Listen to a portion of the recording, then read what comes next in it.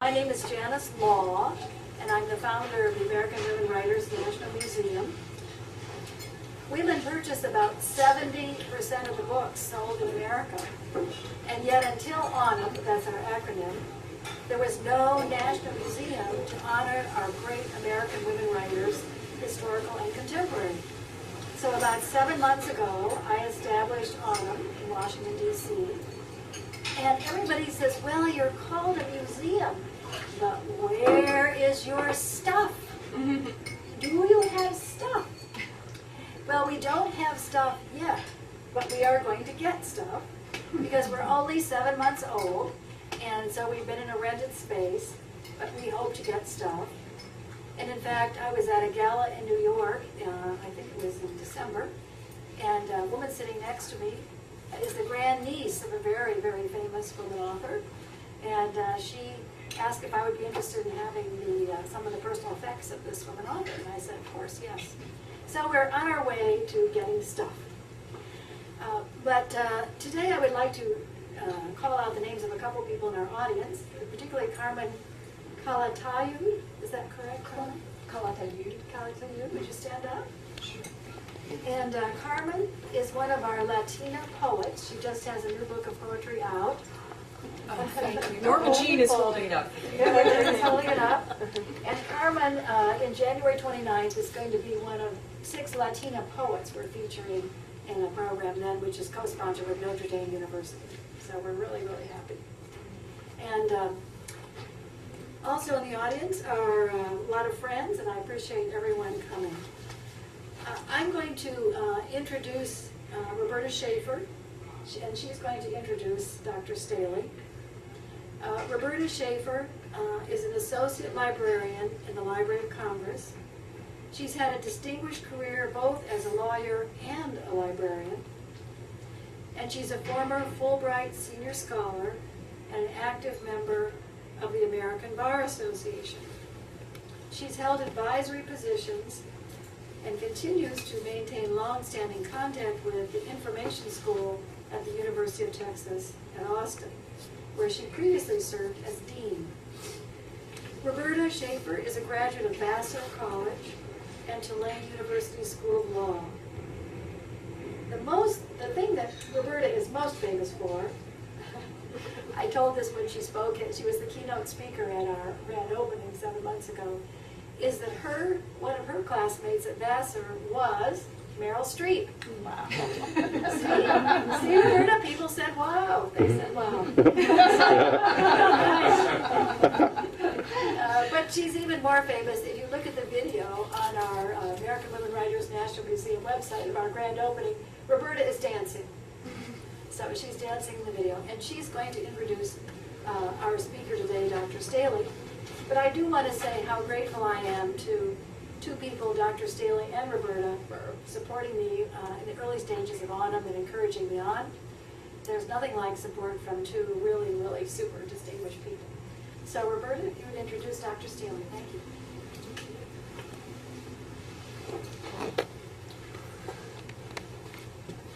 Well, it's very easy to introduce Dr. Tom Staley because he has so many accolades and so many wonderful things to be said about him, but I thought that I would tell you a little bit about how I see him in my mind's eye. And it is, I think of him as a legend of Texas. So if you think of Stephen F. Austin, or Sam Houston, or Lady Bird Johnson, or Laura Bush, or Molly Ivins, or Ann Richards, if you think of them, then you know that that's how I think of Tom Staley. And the reason I think of him that way is because when I had the privilege of sharing air with him at the University of Texas, he was a very wonderful inspiration and informal mentor to me. And that was because I learned from him that it wasn't a matter of just charming people to help you gain wonderful intellectual assets for a university. And it wasn't a matter of knowing all that there would be to know about authors, both living, dead, and aspiring. But it was about having passion for what you do. And that is why I admire Tom so much, because he truly has the passion for for what he does. And you will hear today, I hope, about many wonderful stories of authors he's met, or the heirs of authors that he's met, and how he was able to acquire those collections for the University of Texas at Austin. But you may not hear about how collegial he is among libraries and research centers, and really how non-competitive we all are to gain materials. We just want materials to be available and well cared for, no matter where they are, and accessible. And so the leadership that the Ransom Center has had for about 25 years under Tom's helm has really exemplified that it's not a matter of X school or X country acquiring these fabulous assets, but knowing that these assets are in good hands, no matter where they are, and open to everybody to use. And the last thing I'll say is, I don't think Tom will tell you this either, that in addition to acquiring all these materials and making sure that they are accessible to everyone, undergraduates and famous Nobel laureates who come to the University of Texas, he also runs a wonderful preservation and conservation unit within the Ransom Center. And there, books go that maybe have not been in the best conditions for a very long time. Understatement, huh? In moldy barns, in hot attics, crammed into a trunk with any other kind of effect you could think of that somebody might leave, next to dirty shoes or boots or whatever. I'm sure he'll tell us some of those stories today.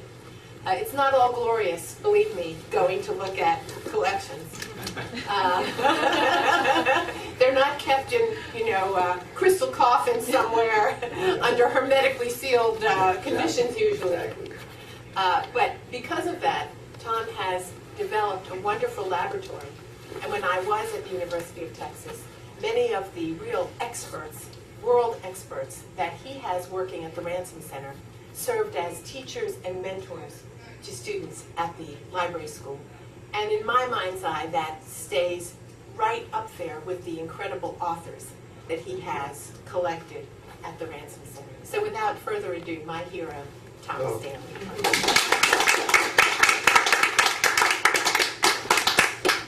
Well, we've lost a lot of things in Texas, but the worst has been Roberta. Janice. Oh, there you are. Okay.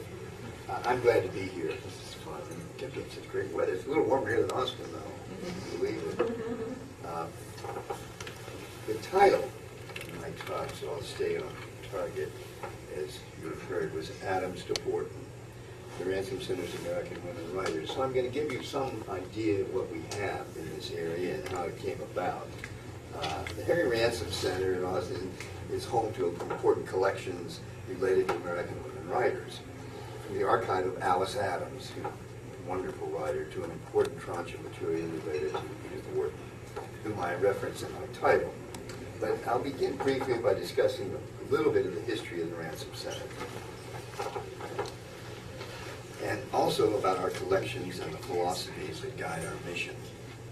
Then I'll speak specifically about some of the archives of American women writers that we make available to research and to students, scholars, and the general public. Briefly, the Ransom Center is home to about 36 million, dwarfed by the tremendous library where you are now.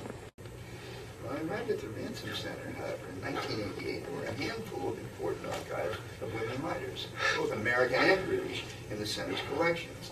And in the late 1950s, Harry Ransom had purchased a small but very interesting collection of Virginia Woolf's papers. In the 1960s, the Center acquired several important collections. One was the author Lillian Hellman's papers. And if you remember, Watch on the Rhine, Children's Hour, all of these plays of hers. But there's also a great deal about her, of course, when she was blacklisted for affiliations with the Communist Party in the 1940s.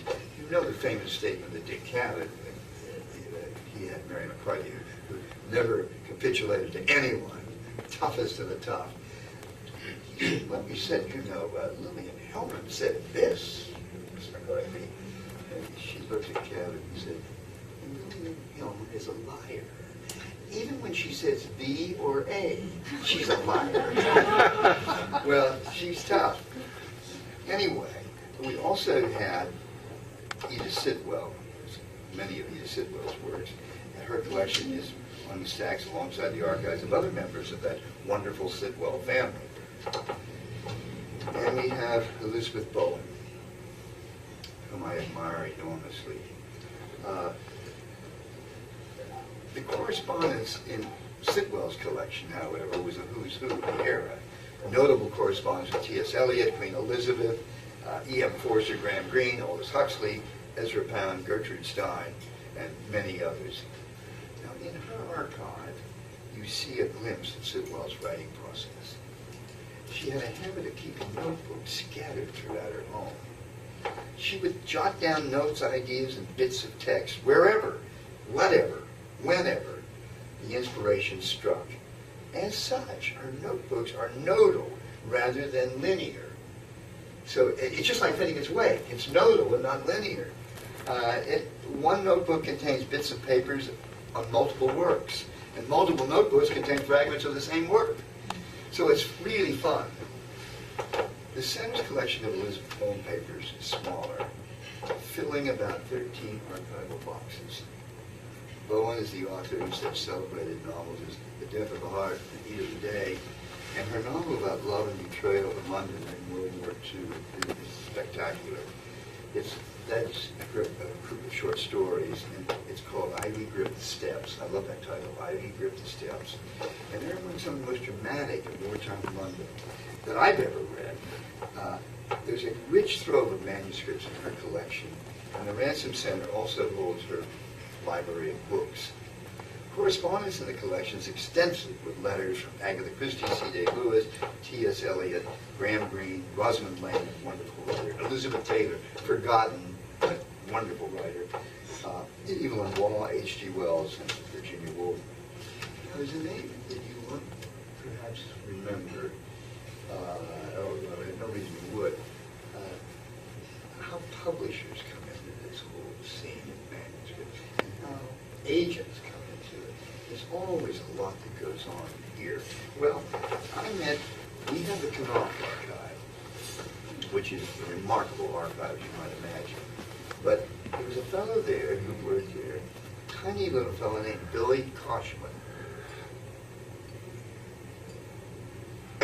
He was Elizabeth Bowen's editor at Knopf. He helped base the archive at the Ransom Center. Koshman was a businessman and a great friend of Alfred's. Years later, he joked to me that when Alfred hired him, he said, "Bill, do you know what your job really is here?" I said, "I don't really write books, Alfred." He said, "Your job is to keep Blanche Knopf away from me so I can get some work done." Now, throughout his career, Koshman was helpful to the Ransom Center in many, many ways. There's a story about Bill that very few people know. He was always prided himself on his business. He was a Boston boy.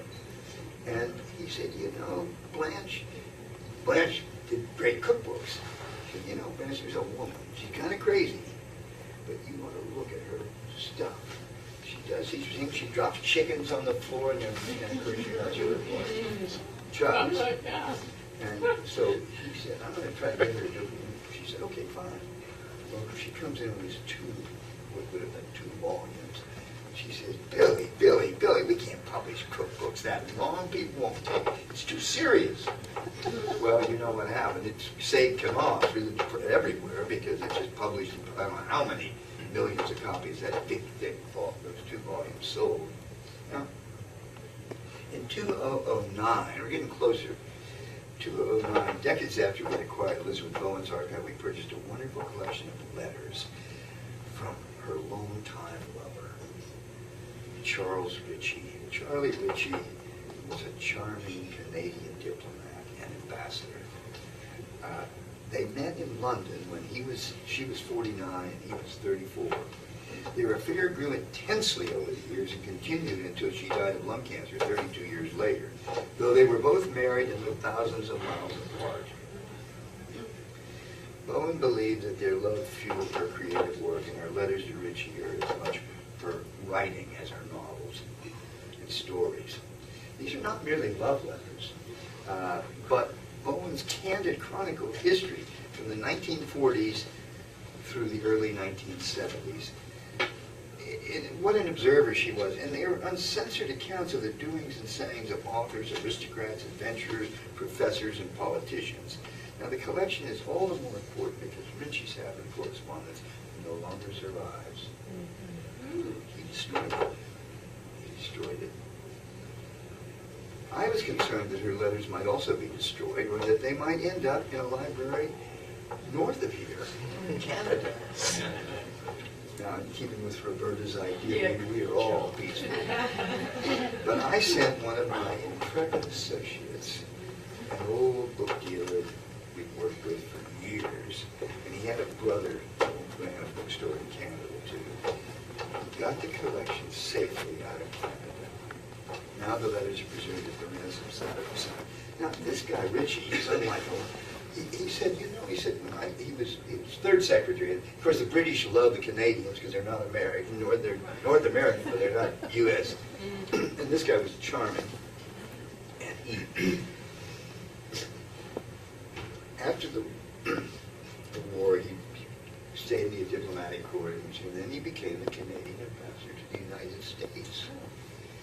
And the problem was, the Prime Minister of Canada at the time was a fellow named Diefenbaker. You remember the fellow with large teeth? And our president at the time was John F. Kennedy. And he knew Charlie Ritchie because, if you recall, Kennedy was in London during the war. And he said, Charlie, your prime minister is the stupidest son of a bitch in America, all America. And he said, what can I say? Well,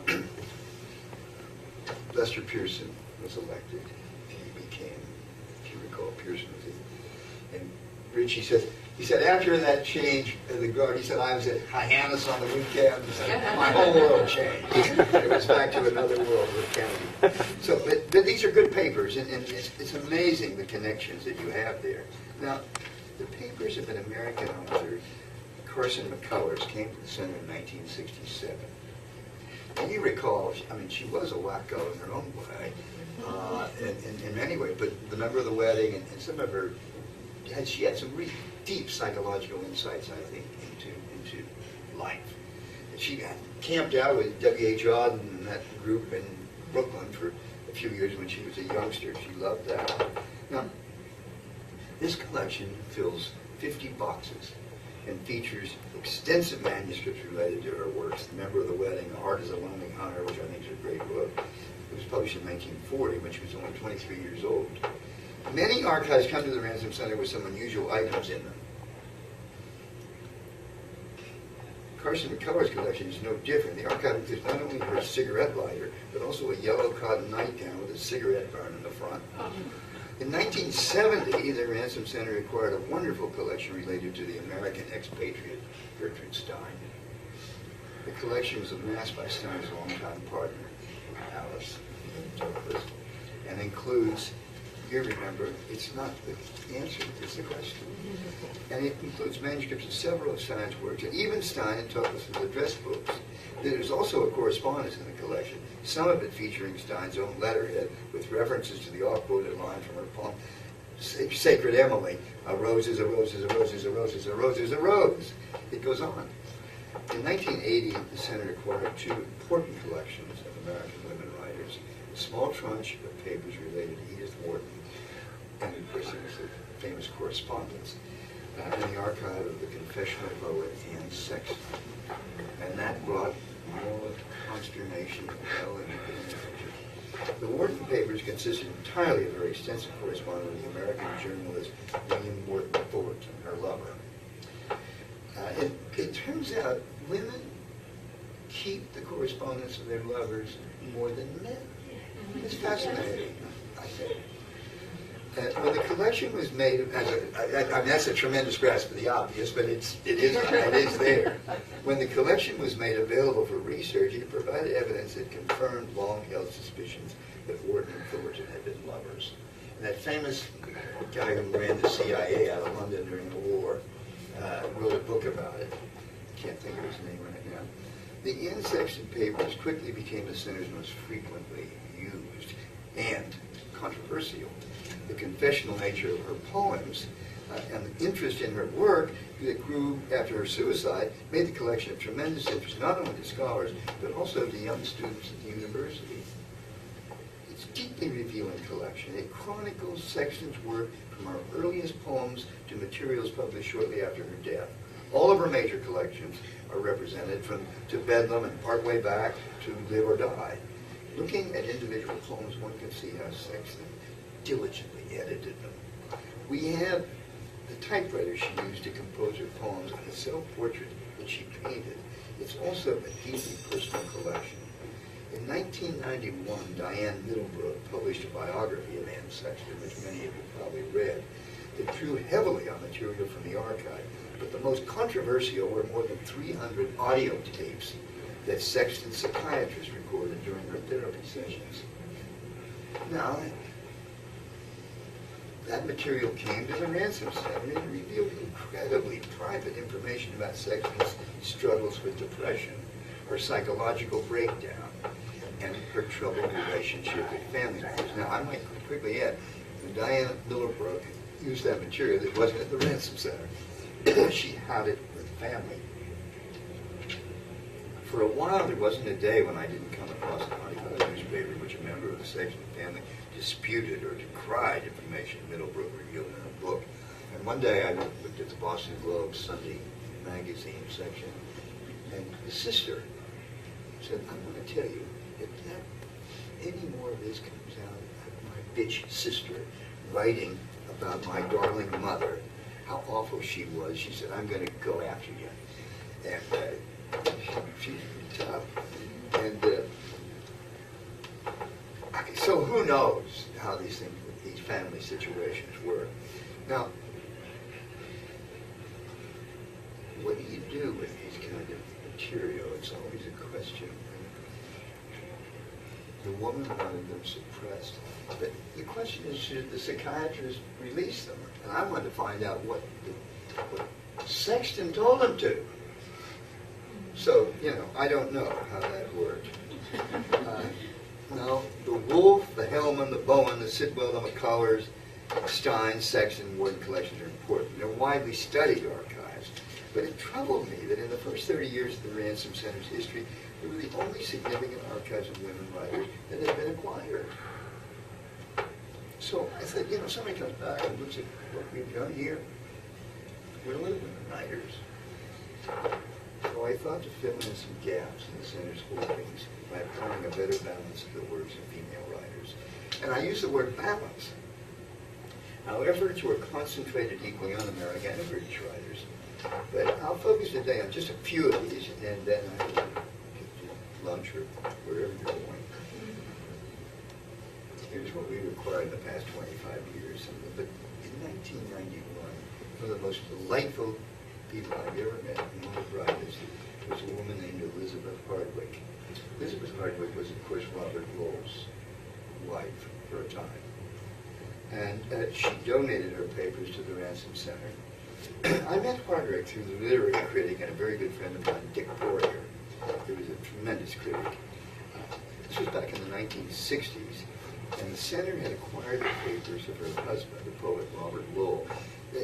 We try to keep as much complete archives as we can of a writer, but Harvard had half and we had half, and in the middle was the Hardwick papers. It was a wonderful collection of her correspondence with Lowell, which extended from 1949 to his death in 77, right up to the cabin. But Hardwick herself was a great writer, an important writer, and she also was a respected novelist, but also an acute essayist and reviewer. After long bemoaning the state of the book reviewing in the United States, she and a group of her friends established, during the New York Times strike, the New York Review of Books, which, and of course it was Barbara Epstein, she and Barbara Epstein, and of course Jason Epstein, which quickly became one of the most controversial and intellectually challenging journals in the United States.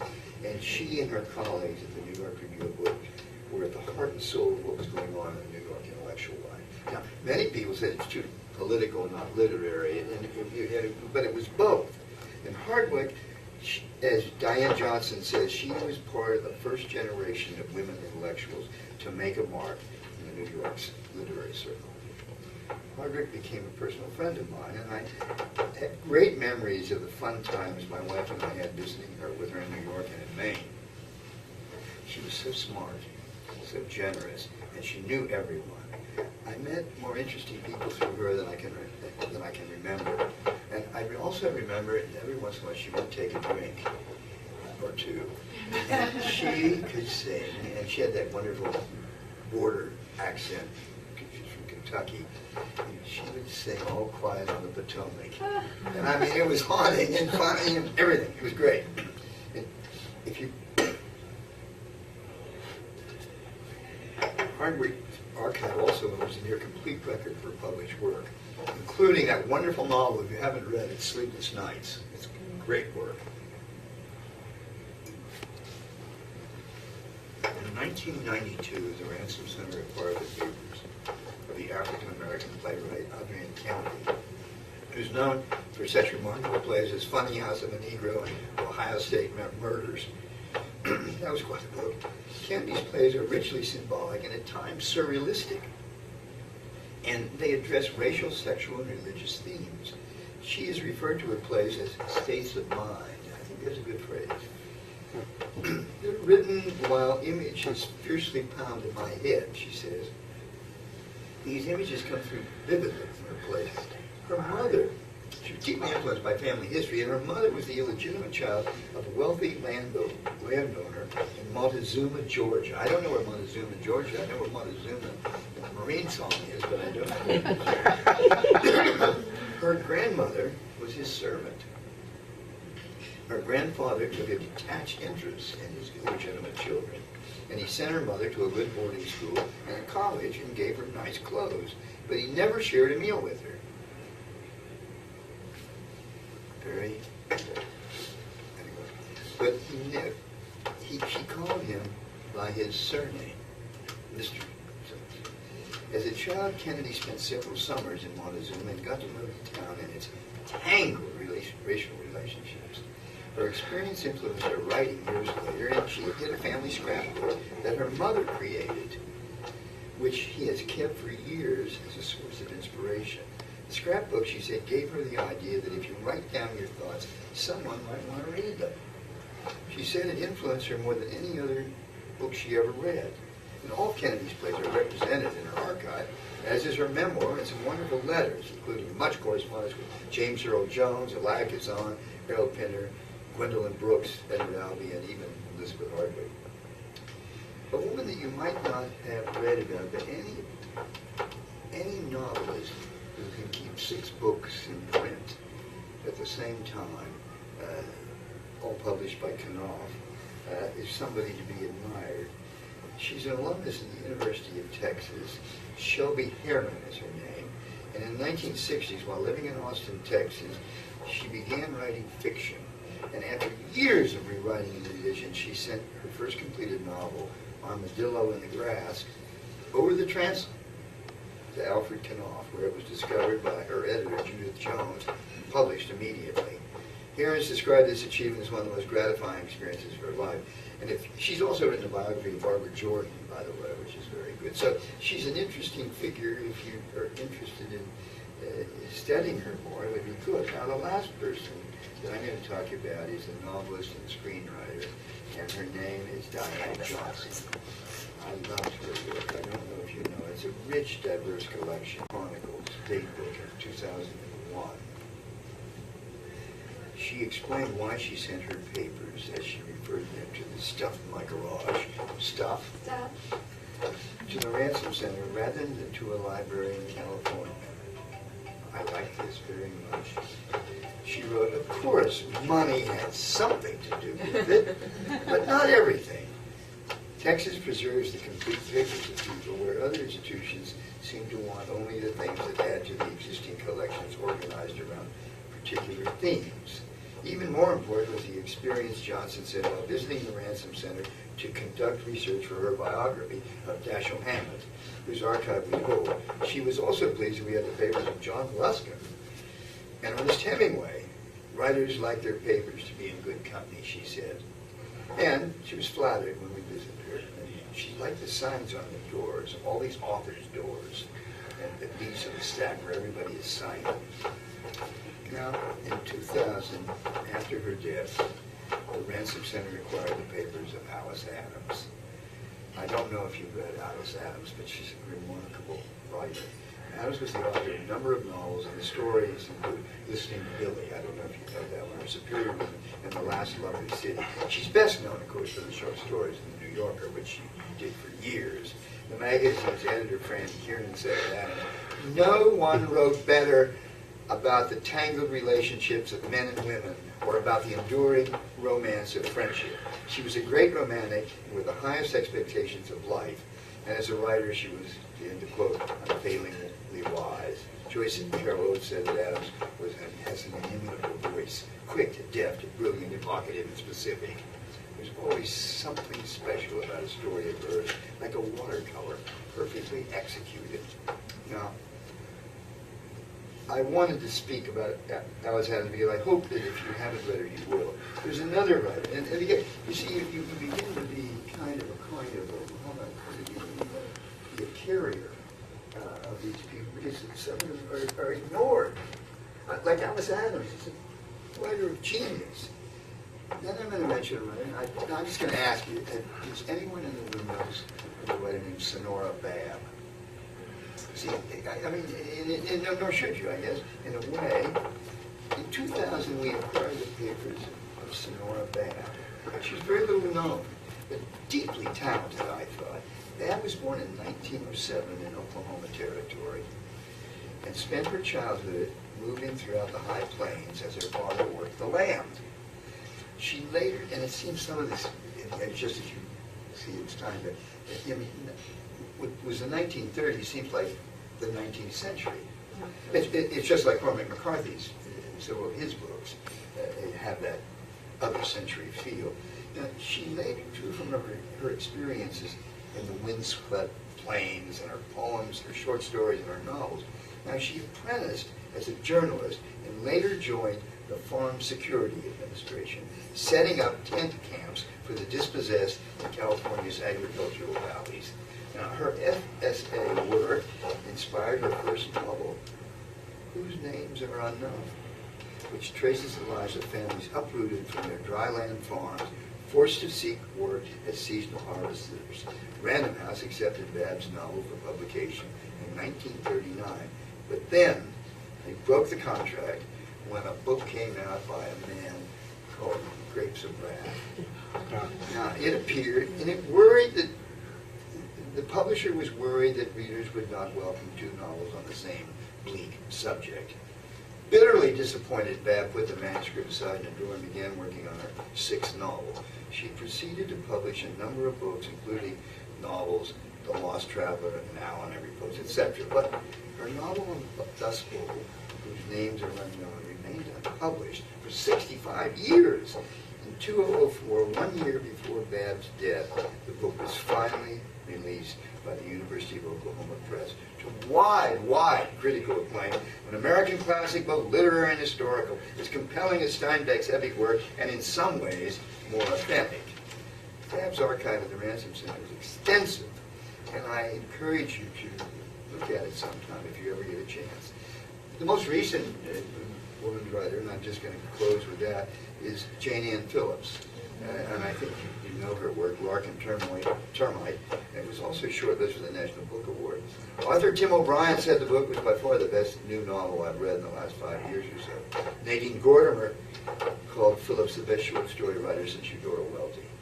And my God, that's high praise, isn't it? She's one of the great stylists of contemporary American literature, and I hope you get a chance to. They're all at the Ransom Center, and there are other writers there too. Doris Lessing, Penelope Fitzgerald, who's wonderful. Anita Desai, Penelope Lively, Christine Brooke Rose, you know, her experimental novelist, wonderful writer, and Sybil Bedford. What a interesting character she was. I have visited her several times. The archivist at the Ransom Center now. I'm going to say thank you very much for giving me so long. As I said, there are many women writers. I'm glad to take questions if you have time. How did you happen to acquire the Carson McCullers archive? Just before I got there. Oh, it was? Yeah, I didn't. I can't remember. It was through a third party, and I don't remember the story long time. Yes, ma'am. Did those hordes of feminists ever come after you? Well, I thought I was pretty good. I wish there was a magazine that came out years ago, University of Chicago Press, I think it does it, called Critical Inquiry. It's a marvelous, marvelous magazine. And there was a woman in there who wrote an essay on Conrad's Heart of Darkness. And if I had read that essay before I wrote Jean Reese's book, I would have been better informed. I would have understood things. It's just like with Dorothy Richard, I just said, it was a big deal, smoking cigarettes. Well, in 1907, a woman smoking cigarettes in an ABC was a big deal. So, I mean, it just was within the whole, that's how so much of feminist criticism helped me, was to learn about those things. And so, yes, I did think I learned a little bit. But they didn't get you. And I got good reviews. Are there any other questions? I have a question. Yeah, I was wondering how, advances in technology over the years have affected curation. I mean, people email each other now, so they don't have a letter record, etc. Yeah, in some ways. I guess I should say, there are writers still who press pen to paper. Don DeLillo, for example, never emails. He doesn't believe in it. And there are some who don't. But what's changing now is the whole born digital world. And in the field you're in, photography, it's just gone. I mean, we have 3 people who work in the Ransom Center in the area of photography, and I don't know what they do. I mean, they're supposed to be very good, and they are very good, and things seem to be going well, but I couldn't tell you what they do. And the whole issue of the born digital is yet another, how does it all work? And then, is there those layerings and textures? I don't know. It's a changing world. I'm getting out just in time. I think there'll still be people writing, of course. Yeah, of course. And I think people are starting to read again. There was a long time ago when I thought that we were going to lose a generation of readers, but I think that's changing. We have a lot of readers who become collectors. Yes. Is that helped by the Kindles and the other tablets and things like that? I mean, you don't have a real book in your hand? Or? There are some. When I go into the reading room, I see people in there who have so many kinds of machines and everything. I don't know, be an electrician or something. It's very different. It is very different. On the other hand, I deliberately bought, 12 years ago, a writer's archive that was a digital archive. His name happened to be Joyce. Michael Joyce. He teaches at Sarah Lawrence, and I believe so. And I wanted to get it because it was a born digital archive. I thought we should have it. And Roberta could tell you a great deal about that. Any other questions? Yes, ma'am. I'm curious about your connection between having started out as an English professor and then moving into this collector role. If you feel that the work that you've done as a collector has had any kind of influence on what English professors began to teach. In other words, when I was in college, I was not able to study any women authors almost, and I was an English major. Yeah, so I'm just curious about the impact that your work has had on the teaching of English literature at universities, or if there's been. There is. You know, one thing, I told you this story last night about this kid. He was a sophomore. He was in Planted, very bright kid. And he started coming in and reading. And he wanted The Great Gatsby. And the copy we have have the first edition of the dust jacket. At the time, it was worth about $85,000. Now we're at hundreds. And I mention this because if you know how it works in the library, the book, it comes and it's called fine. And after 2 or 3 people read it, it becomes very good. The dust jacket gets chipped, something bent, and before you know it's fair. So there's an inevitable decline.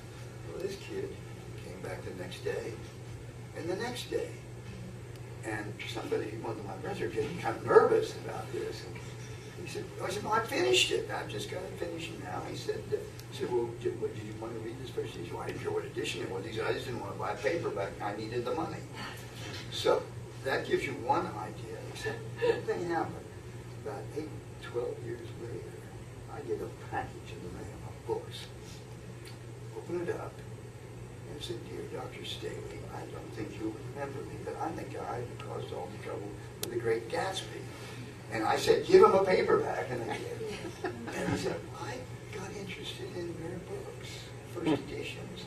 I'm giving you a dozen of them right here. Cormac McCarthy and various writers. So, bread on the waters, huh? So it's changed. It is a world of value in books, but I don't know how many. Thank you. Thank you. Thank you very much, Dr. Sutton. We're very, very honored to have you today, and we appreciate it very, very much. Thank you. Dr. Staley's going to stay and have lunch, and anybody who would like to stay and have lunch, feel free to do so. We're going to continue it through lunch. If anyone's interested. Thank you so much. I wish you had a bookstore in Washington. I go by.